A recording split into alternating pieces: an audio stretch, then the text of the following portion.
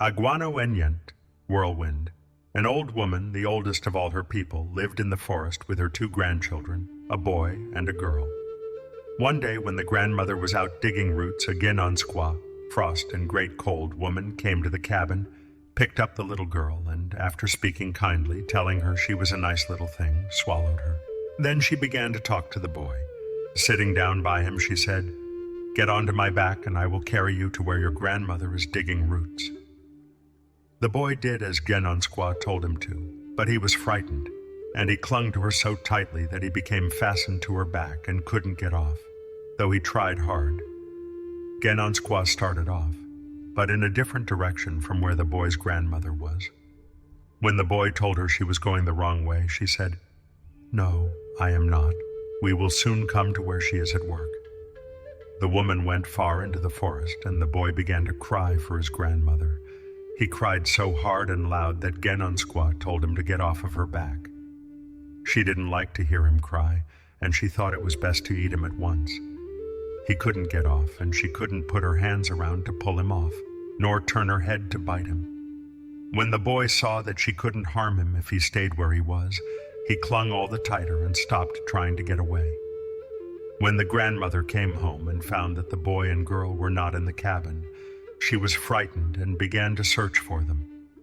After a while, she came upon the tracks of the Genonsqua woman, and then she knew who had stolen the children, and she followed the tracks, thinking she would soon overtake the thief. The woman was tired of the boy and tried in every way to free herself of him. She rubbed him against hickory trees and against rocks. He said, "Oh, I like that. Rub harder." She stopped then and traveled on. The grandmother followed in the form of a whirlwind. Genonsqua said to the boy, "Your grandmother is coming. She will kill us both. Get off of my back." The boy kept still, didn't answer. The woman looked around for a hiding place and found one in a deep ravine. She dug a hole, went into it, and covered herself with the earth that slipped down from above. When she heard Whirlwind coming nearer and nearer, she asked the boy, "Can you hear your grandmother coming?" He didn't answer. When Whirlwind rushed over the place where the woman lay, the boy shouted to her. She heard him and, changing her course, came straight to where they were. When she asked the boy if he was there, the woman told him to keep still, but he called out, "I am here." Whirlwind blew the earth from the hiding place and shouted, "Daguanoenyent, get off of Genonsqua's back." That instant the boy slipped off and went among the rocks. The old woman hurled stones at the Genonsqua, tore off her clothes and killed her. Then she took her grandson and started for home. On the way she said to him, "Never let yourself be treated in that manner again. Never let anyone abuse you. You can conquer everybody if you use your power, for you are of the Whirlwind family." The old woman stayed at home for a time, caring for her grandson.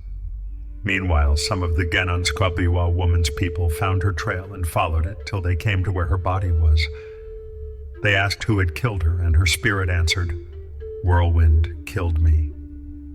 Right away, the Genonsqua men decided to kill old woman Whirlwind. Whirlwind, out on one of her journeys, discovered their plans. She went home and said to her grandson, "We must get your sister out of Genonsqua's stomach. She is sitting there and crying for me."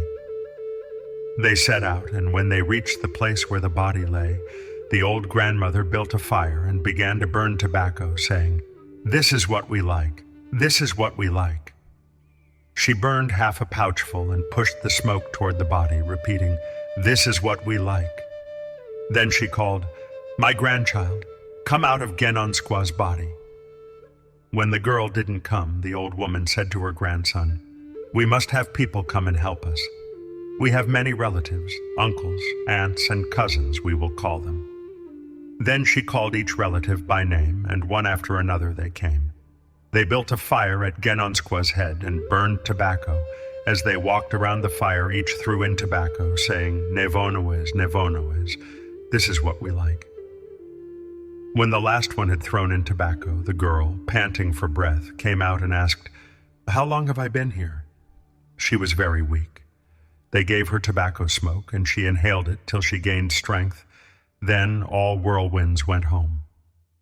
When the old woman and her grandchildren had been at home some time, a Genon squaw woman came to the cabin.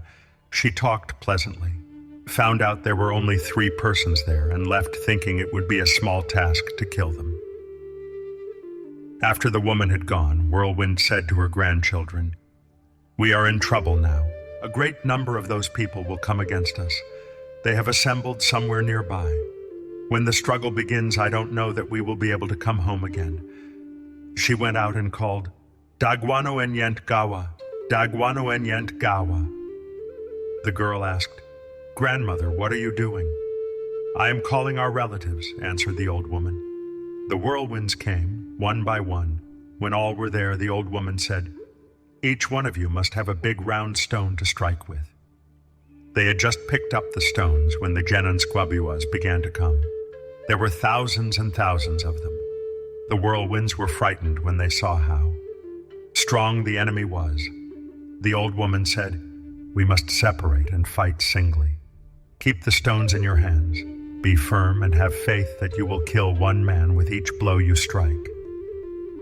The whirlwinds went in different directions. The Genon squaws chased them. The whirlwinds struck whenever they had the chance and kept retreating. They went up a high mountain, fighting as they went.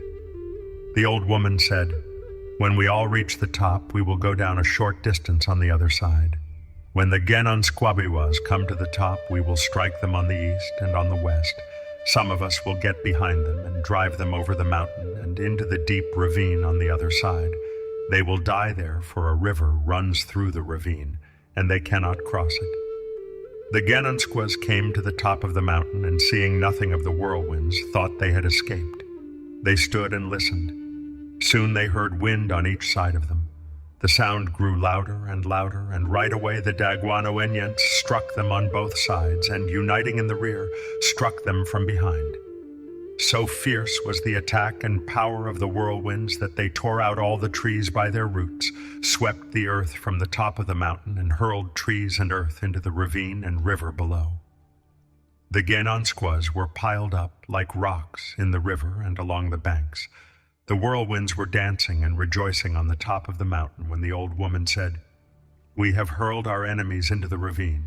Now we will finish them. Half of you go along the ridges east of the river, and the other half go along the western ridges and blow all the trees and rocks and earth into the ravine." They went, and when they came together again, they had stripped the mountain spurs naked and filled up the ravine. The river had no outlet. It became a great lake, and ever after was called the Grave of the Genonsquas.